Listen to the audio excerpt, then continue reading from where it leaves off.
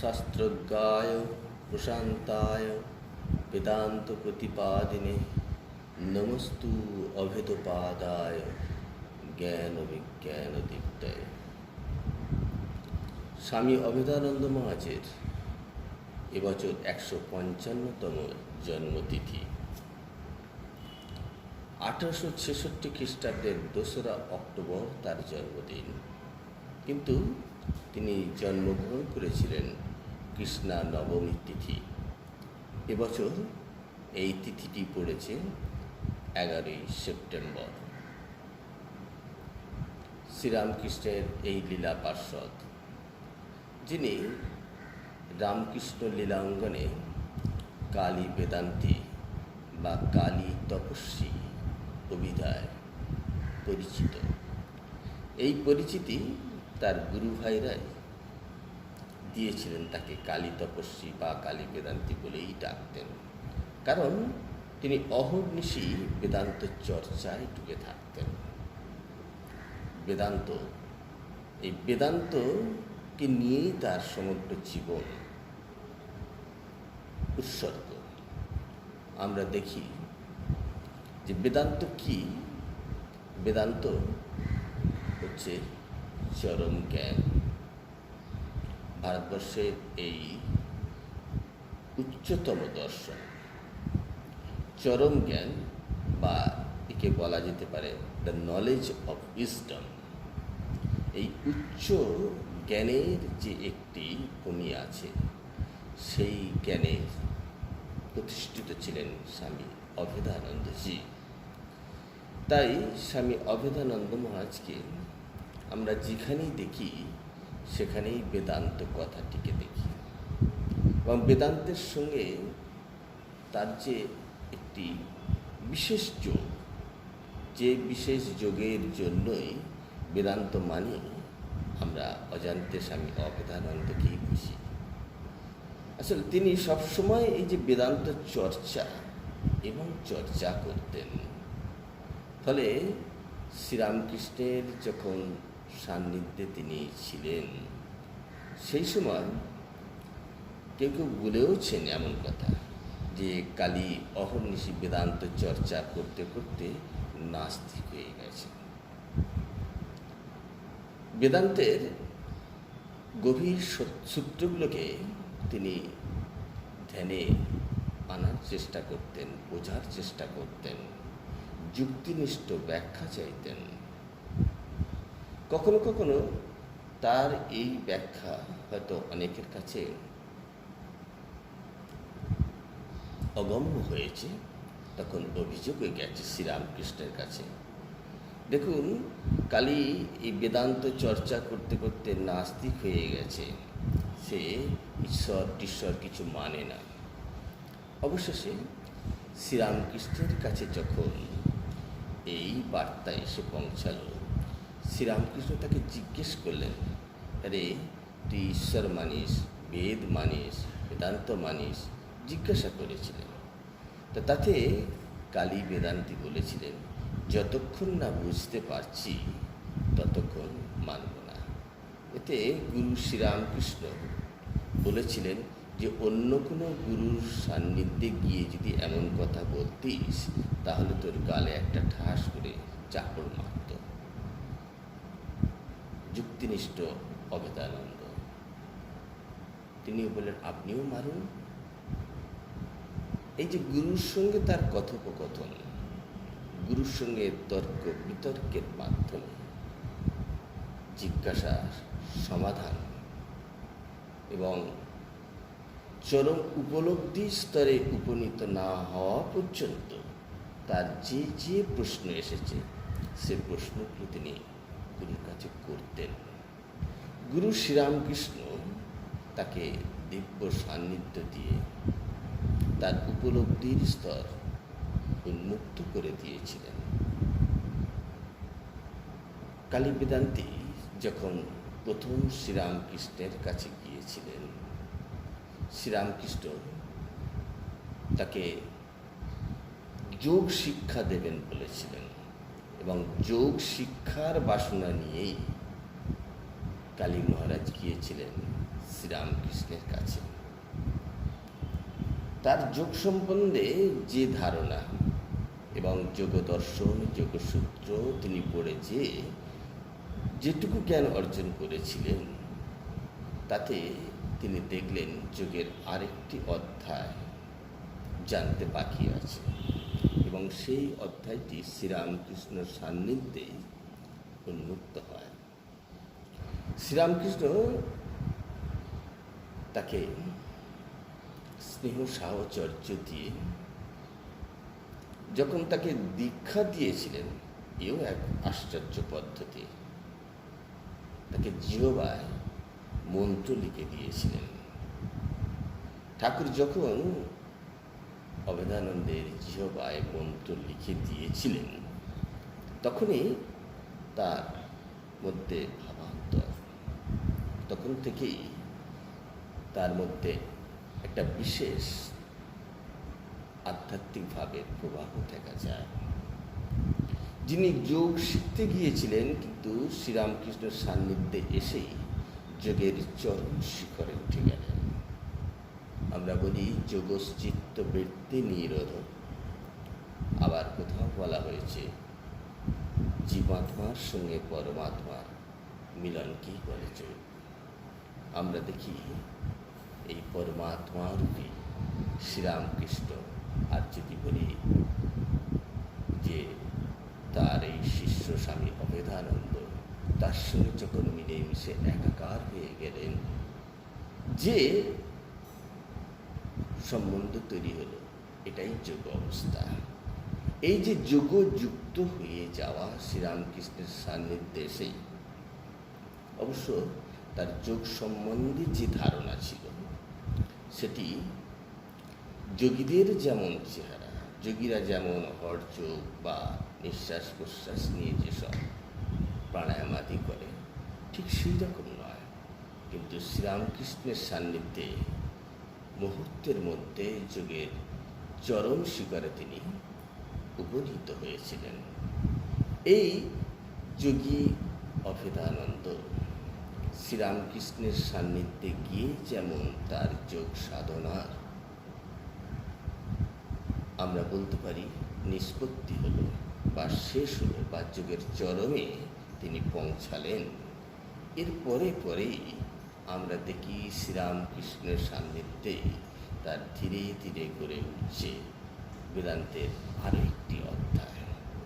সেটি কীরকম জানেন? বেদান্ত তিনি অহর্নিশ চর্চা করতেন। যখন শ্রীরামকৃষ্ণ অসুস্থ কাশীপুর বাগান বাড়িতে রয়েছেন, সেই সময় শ্রীরামকৃষ্ণ দেখছেন যে তার অন্যান্য সেবকরা তার সেবা করতে করতে কখনো ক্লান্ত হয়, কখনো বিশ্রাম করে, কিন্তু তিনি দেখলেন এই কালী বেদান্তি ক্লান্ত, সে সেবা করতে করতে সে অবসর সময় কখনো সে নিদ্রা যায় না, সে বেদান্ত চর্চা করে এবং শাস্ত্র অধ্যয়ন করে। শ্রীরামকৃষ্ণ একদিন দেখেই ফেললেন, ধরলেনই তাকে।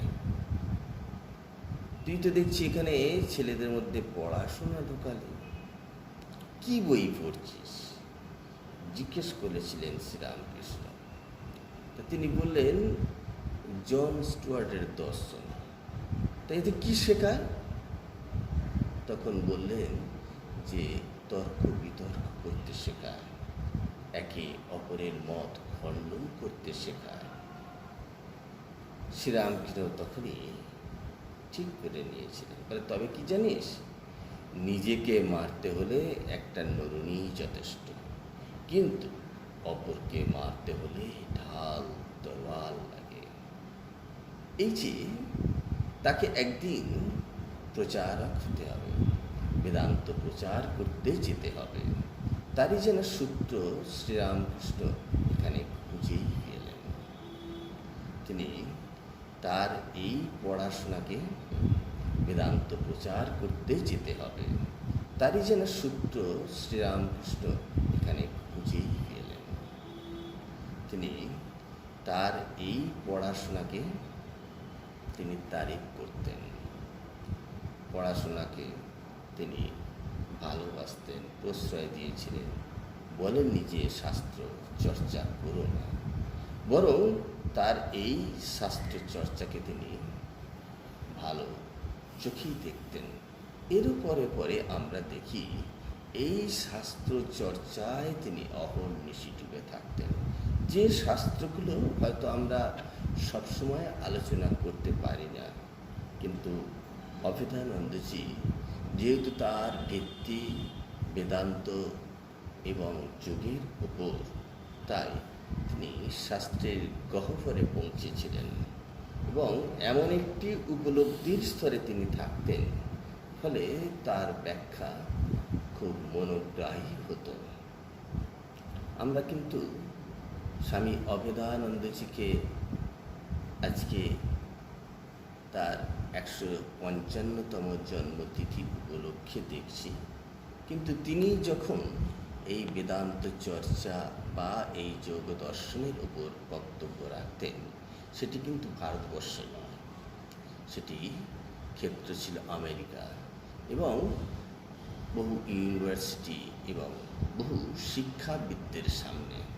কেউ কেউ মনে করতেন তাকে পাশ্চাত্যে, যে তিনি বোধহয় একজন সায়েন্টিস্ট, তিনি একজন এই যে মনে করার ব্যক্তি যারা ছিলেন, তারা দার্শনিক, মনোবিজ্ঞানী, ইতিহাসবিদ, বিজ্ঞানী, এরাই তাকে এইরকম অভিহিত করেছেন। বড় বড় অধ্যাপকরা তার সঙ্গে মত বিনিময় করেছেন। আমরা যারা বিদগ্ধজন, তাদের যদি সাক্ষাৎকারগুলো আমরা দেখব যে তারা যেসব প্রশ্নগুলো করেছেন, আজকে আমাদের কাছে অনেক প্রশ্ন আসবেও। তা এইরকম প্রশ্ন যখন অভেদানন্দজির কাছেও করা হতো, তিনি যে উত্তর দিতেন সেটি তার ভেতর থেকে বেরিয়ে আসত। এটা কোনো শাস্ত্র নিরিখের থেকে বলা যেতে পারে, তার উপলব্ধি স্তর থেকে। তাকে যখন কোনো অডিয়েন্স থেকে প্রশ্ন করা হতো, তিনি পুরো অডিয়েন্সটা রিড করতেন, স্টাডি করতেন, বুঝতে পারতেন এবং সেই অডিয়েন্স থেকে একজনকে এর প্রশ্নের তিনি উত্তর দিতেন, বাকি কারোর আর প্রশ্নের উত্তরের প্রয়োজন হতো না। এরকম একটি সাক্ষাৎকারে তিনি একবার কেউ প্রশ্ন করেছেন, তখন উত্তর দিয়েছেন। উত্তর দেওয়ার পর বাকিদের তিনি বললেন, কই তোমাদের যে কি প্রশ্ন ছিল বললেন স্যার আমরা সবাই উত্তর পেয়ে গেছি। এই যে তার একটা বিশেষ শক্তি ছিল, যা আজকে একটি কথা বললে বোধহয় অপ্রাসঙ্গিক হবে না। সম্প্রতি আমাদেরই একজন সন্ন্যাসী ভাই পাশ্চাত্যে এই বেদান্ত নিয়েই ব্যাখ্যা করছেন। তা কথা প্রসঙ্গে কোনো একজন রামকৃষ্ণ অনুরাগী তাকে জিজ্ঞেস করছেন যে, মহারাজ এই যে অনলাইনে আপনি আলোচনা করছেন এটা খুব ভালো, কিন্তু ওই রকম জায়গা, আমেরিকার মতো জায়গায় তা শ্রোতা কীরকম হয়? তা তিনি বলেছেন, শ্রোতা খুবই কম, 20-25 জন। এই কথাটি যখন মহারাজ অকপটেই বলেছেন, বলার পর সেই ভক্তটি তখন প্রশ্ন করলেন যে, মহারাজ আজকে অনলাইন, আজকে অনেক যুক্তিনিষ্ঠ, বর্তমানে এইরকম লোক সংখ্যা, কিন্তু আমরা অভেদানন্দজির জীবনের আলোচনায় দেখছি যে তিনি হল ভাড়া করে বুক করে তাকে বক্তৃতা দিতে হতো, 6000 লোক হতো। তা এটি তো খুবই আশ্চর্যজনক মনে হচ্ছে। সেই সময় উনি যে সময় দিয়েছেন, সেই 1900 সালের প্রারম্ভ থেকেই বলতে পারি, 1896 থেকে 1921 পর্যন্ত, এই যে তার দীর্ঘ আমেরিকায় তার অবস্থান, তা এই সময়ের মধ্যেই তার এই বক্তব্য। তা বর্তমানে এই যে তখন এত লোক, বর্তমানে এত লোক নয়, এর একটি উত্তর সেই আমাদের সন্ন্যাসী ভাই দিয়ে দিলেন যে, দেখো ওনার ক্ষেত্রে আলাদা, ওনার সঙ্গে কারো তুলনা হবে না। উনি যে উচ্চ স্তরে ছিলেন সেই জায়গায় আমরা কজন পারি। সুতরাং তার সেই ব্যাখ্যা, তার জীবন, তার দর্শন আমাদের বুঝতে হলে আমাদের জীবন যাপন করতে হবে আরও অধ্যাত্ম পথে, আরও উচ্চ স্তরে আমাদের উঠতে হবে। আমাদের তার দর্শন বুঝতে হলে আমাদের আরও শুধু পড়াশোনা নয়, এই সাধন এবং সাধ্যায় দুটি যদি আমরা পাশাপাশি রাখি তাহলে হয়তো বুঝলেও বুঝতে পারি। আজকে আমরা অনেক প্রশ্ন জাগে। তিনি যখন আমেরিকায় ছিলেন সেই সময় তিনি তারই রচনা বলতে হবে, কারণ তিনি memoirs of Ramakrishna, gospel of Ramakrishna, এগুলো তার সেই নিউ ইয়র্ক এডিশন বেরিয়েছে। পরবর্তীকালে আমাদের ইন্ডিয়াতেও বেরিয়েছে, বা বেরিয়েছে রিইনকার্নেশন, লাইফ বিয়ন্ড ডেথ, এইসব বইগুলো আমেরিকাতেই বেরিয়েছিল। বর্তমানে এর ইন্ডিয়া এডিশন পাওয়া যায়। কিন্তু এই যে তার এই রচনাগুলো, এগুলো সবই কিন্তু বক্তৃতা ছিল। সেই বক্তৃতারই সারমর্ম বা সারাংশ পরবর্তীকালে বই আকারে প্রকাশিত হয়। বর্তমানে এর বাংলা, ইংরেজি এবং কিছু কিছু হিন্দিও আমাদের করার ব্যবস্থা হয়েছে। কিন্তু অভেদানন্দজি রচনার একটি বৈশিষ্ট্য, যার ভিত্তি বেদান্ত এবং যোগ, এই ভিত্তির জন্যই তার মধ্যে আমরা নতুন নতুন সাবজেক্ট আমরা রামকৃষ্ণ পরিমণ্ডলে তথাকথিতভাবে যে গীতা উপনিষদের উপর বেশ করে দেখি। তিনিও গীতার উপর বলেছেন যে ভগবদ্ গীতার ডিভাইন মেসেজ, ভগবদ্ গীতার যে দিব্য বাণী, সেটি তিনি বলতেন। যখন বলতেন তিনি এমন ধ্যান স্তর থেকে বলতেন, ধ্যানের গহ্বরে ডুবে থাকতেই তারপরে সে যখন তিনি বলতে থাকতেন এক্সটেম্পর বক্তৃতা, ফলে তার মধ্যে থেকে যে ব্যাখ্যা বেরিয়ে আসতো সেটি আমাদের যত রচনা দেখি তার মধ্যে অন্যতম, অভিনবত্ব, বৈশিষ্ট্যপূর্ণ। আমরা দেখব যত মহাত্মারা, যত স্বামীজিরা, যারা যারা এই গীতা বা উপনিষদ নিয়ে বলেছেন, দেখব যে প্রত্যেকের মধ্যে একটা বৈশিষ্ট্য আছে, তার নিজস্বতা। এখানে দেখব অভেদানন্দজির একটা নিজস্বতা আছে। তিনি যে উচ্চ স্তরে বিরাজ করতেন, ফলে তার ওই আলোচনার মধ্য দিয়ে প্রকাশিত হতো এবং তার লেখনীও সমান তালে চলত। আমরা অভেদানন্দজির রচনা হয়তো সকলে পড়িনি বা জানিনি বা সুযোগ হয়নি। এর একটি কারণ হচ্ছে তার রচনা সমগ্র হচ্ছে ইংরেজি ছিল। তার যে 11 ভলিউম কমপ্লিট ওয়ার্ক সেটা ইংরেজিতেই ছিল। বর্তমানে এর বাংলা সংস্করণ করা হয়েছে। তাই বাংলা সংস্করণ করার ফলে বাংলা যারা ভাষাভাষী মানুষ তারা জানতে পারছেন। মূলত তিনি যেহেতু ইংরেজিতেই সব রচনা করতেন, ইংরেজিতে আর ভাষণ ছিল, ফলে আমাদের সকলের মধ্যে হয়তো পৌঁছায়নি। যখন পড়ব দেখব তার রচনার বৈশিষ্ট্য। আমরা একটি সাবজেক্টের কথা এখানে বললে অপ্রাসঙ্গিক হবে না। যেমন অভেদানন্দ মহাজের নাম বললেই বেদান্ত কথাটা আপনা আপনি আপনার কাছে এসে যাবে, কারণ তিনি যেখানে যেখানে থেকেছেন সেখানেই বেদান্ত সোসাইটি, পরবর্তীকালে বেদান্ত মঠ বা রামকৃষ্ণ বেদান্ত মঠ। তাই এই যে গড়ে উঠেছে, যে বেদান্ত কথাটি তিনি যেন জীবন দিয়ে পালন, রূপায়ণ, বাস্তবায়নে তিনি যেমন বদ্ধপরিকর ছিলেন, তেমনি তার একটি আলোচনাও ছিল সাড়া জাগানো, যা আমেরিকার বিদগ্ধজনেরা তাকে প্রশ্নও করেছেন যে লাইফ বিয়ন্ড ডেথ, মানুষ জন্মাবে, মৃত্যু অবশ্যম্ভাবী, কিন্তু এরপর কোথায় যাবে, এরপরে আবার পুনর্জন্ম হবেই কি না, এই যে প্রশ্ন, বরাবরই প্রশ্ন। এই প্রশ্ন নিয়ে সেই আবহমান কাল থেকে বিদগ্ধজনেরা আলোচনা প্রত্যেকেই করেছেন। অল্প বিস্তর তিনিও করেছেন। বর্তমানকালের প্রখ্যাত সাহিত্যিক দার্শনিক তারাও করেছেন। কিন্তু তার আলোচনার মধ্যে একটা বিজ্ঞান ভিত্তি ছিল, ফলে বৈজ্ঞানিক দার্শনিকরা তার কাছে এই প্রশ্ন করেছেন এবং সে প্রশ্নের তিনি যথাযথ উত্তর দিয়েছেন। আমরা প্রাচীন সাধুদের কাছ থেকে শুনতাম, জিজ্ঞাসা করতাম যেটি কি সম্ভব হয় কেমন করে। বিষয়টি খুবই কঠিন। একাধিকবার পড়তে যদি বোধগম্য হয়। এটি যেমন ইংরেজিতে তার রচনা, পরবর্তীকালে বাংলা এবং হিন্দি অনুবাদ করা হয়েছে, সেটি এখনও যে মানুষের কাছে সমান তাল মিলিয়ে চলছে।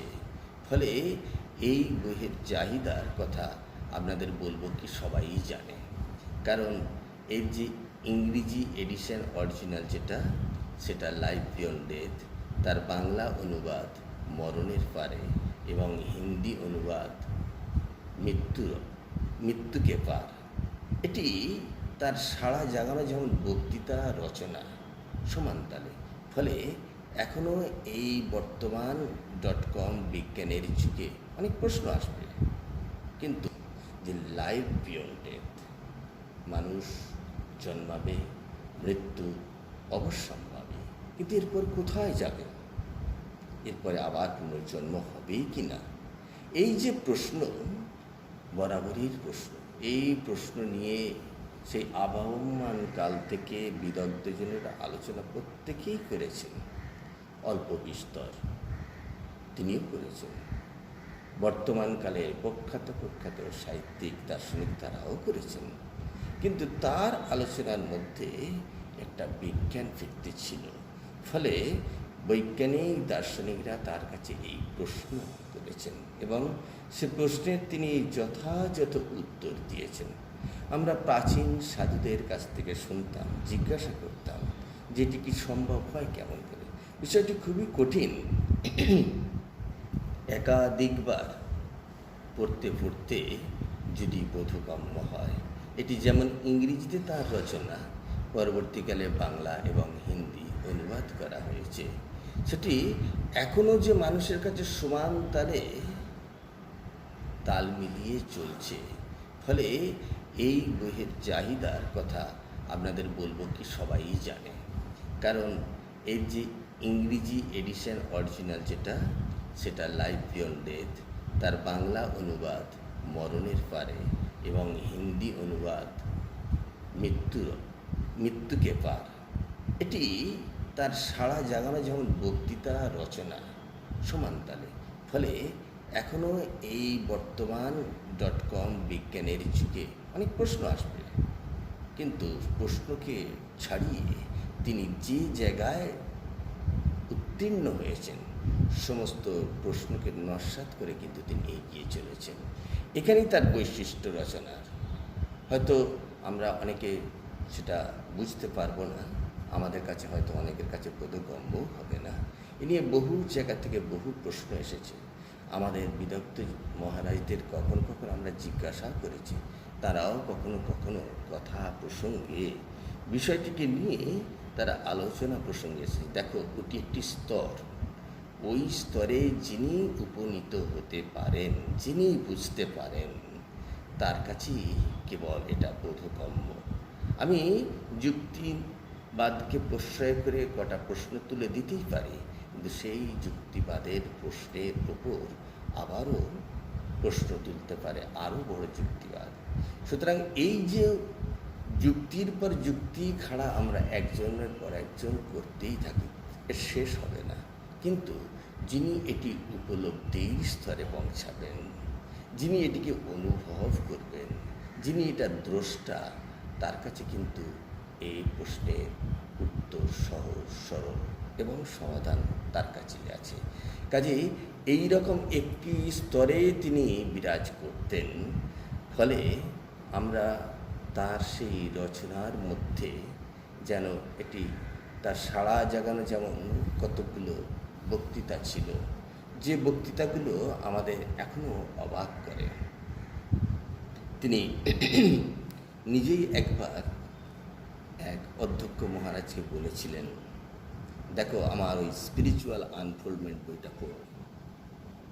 তো এই কথাটি তিনি বলছেন কাকে? না, স্বামী রঙ্গনাথানন্দজিকে। রঙ্গনাথানন্দজি তখন মহারাজের কাছে এসেছেন। তখন মহারাজ ভাইস প্রেসিডেন্ট এই বেদান্ত মঠেই তখন তিনি থাকতেন। তাকে উনি বলেছিলেন স্পিরিচুয়াল আনফোল্ডমেন্ট পড়তে। তা এই বইয়ের মধ্যে দেখা যাবে তিনি একটি জায়গায় বলছেন, এবং সেই বক্তৃতাটি আমরা একটু অনুধাবন করলেই বুঝতে পারব তিনি যখন বক্তৃতা দিতেন শ্রোতারা কোন স্তরে থাকতো এবং তিনি কোন স্তরে ছিলেন। আমরা আগেই একটা আলোচনার কথা শুনছিলাম যে তার বক্তৃতার সঙ্গে কথা হবে না, তার এতে প্রচুর শ্রোতা হতো। এই যে কথা যেমন একজন মহারাজ বললেন, ঠিক তেমনিভাবে এই কথাটি, এই ঘটনাটি যদি আমাদের একটু আমরা অনুসরণ করি তাহলে বুঝতে পারব।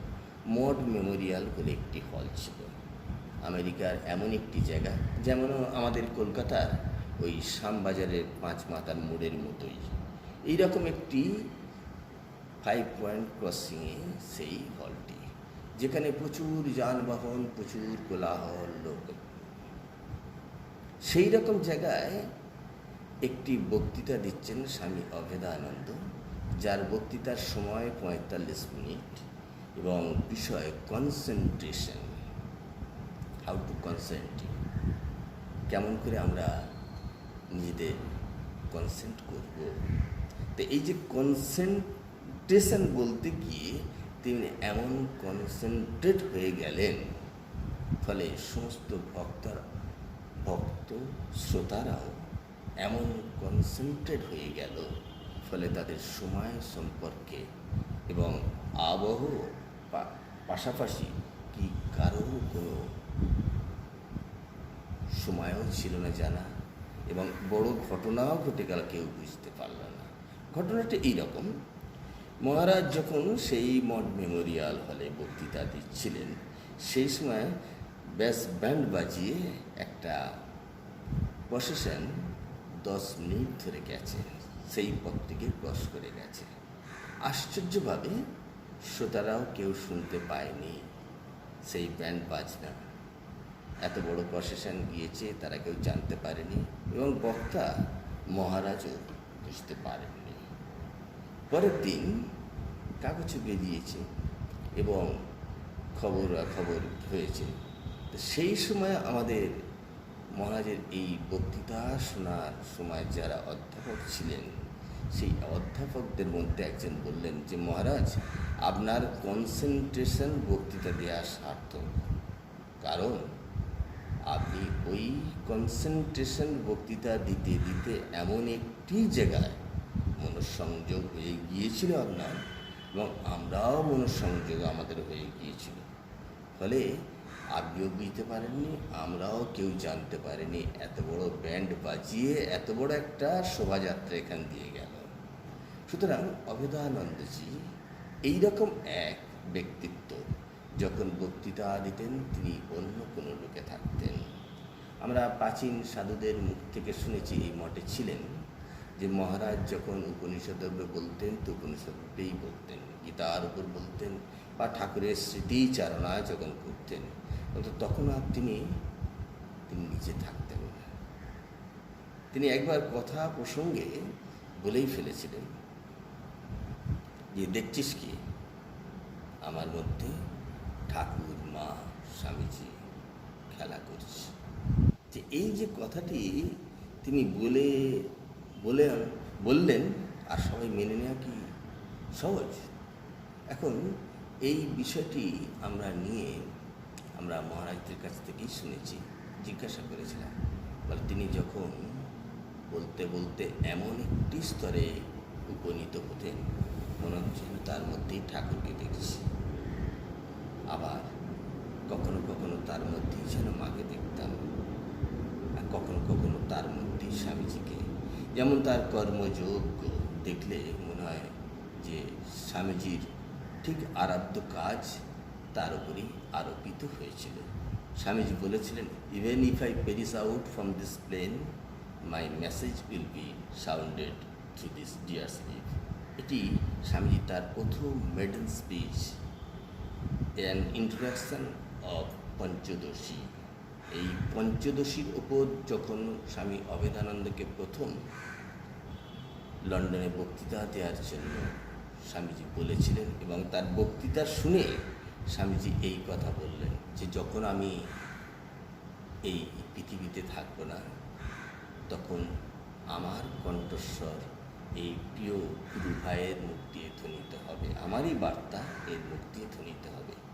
এই যে কথা তিনি বললেন, এর পরে পরে যারা তাকে দেখেছেন ওই জায়গায়, এবং স্বামীজির যারা ফলোয়ার সেই সময় ছিলেন, বলতেন যে স্বামীজির কথাই যেন তার মুখ দিয়ে শুনতাম। আসলে শ্রীরামকৃষ্ণ গত প্রাণ, শ্রীরামকৃষ্ণের কথা স্বামীজির মুখ দিয়েও ধ্বনিত হয়েছে, দয়ানন্দজির মুখ দিয়েও ধ্বনিত হয়েছে। এই রামকৃষ্ণগত প্রাণ, যারা শ্রীরামকৃষ্ণের নিবেদিত প্রাণ, ভারতবর্ষের বেদান্তকে বিশ্বের দরবারে পৌঁছে দেওয়ার জন্য তারা জীবনকে উৎসর্গ করে গেছেন। এভাবে আমরা যারা সেই মহান আত্মাদের মহান এই জ্ঞান বিজ্ঞান জানতে ইচ্ছুক, বুঝতে ইচ্ছুক, তার জীবন, তার দর্শন, তার বিশেষ করে তার রচনা, এগুলো আমাদের অনুসরণ, অনুধাবন এবং অনুধ্যান করা প্রয়োজন। তাহলেই তাকে আমরা বুঝতে পারব, জানতে পারব। তিনি আজকের এইরকমই একটি সেপ্টেম্বরের 8 সেপ্টেম্বর 1939-এ তার স্থূল শরীর ত্যাগ করেছিলেন এই কলকাতায় রামকৃষ্ণ বেদান্ত মঠে। যিনি 1866 2রা অক্টোবর এই কলকাতার আহিরটোলায় জন্মগ্রহণ করেছিলেন। আজ 155তম জন্ম তিথি উপলক্ষে তাকে এই 11 তারিখে হয়তো রামকৃষ্ণ পরিমণ্ডলে যত আশ্রম, মঠ, মন্দির আছে সব জায়গায় তাকে শ্রদ্ধাঞ্জলি জ্ঞাপন করা হবে, স্মরণ উৎসব হবে। কিন্তু তার এই দর্শন আমরা যত নিজেদের চর্চা করব, তত আমরা আরও উন্নত থেকে আরও উন্নততর হব। সুতরাং এই দর্শন তিনি বিশেষ করে জগতের কাছে রাখতে চেয়েছিলেন, যে তার ছিল তিনি বেদান্তের কথাগুলো খুব বলতেন, যেখানে বেদান্ত অমরত্বের কথা বলে, সেই অমরত্বের সন্ধান তিনি পেয়েছিলেন এবং সেটাই দিতে চেয়েছিলেন। আমাদের সেই উদ্দেশ্যে যাত্রা হোক। জয়তু রাম।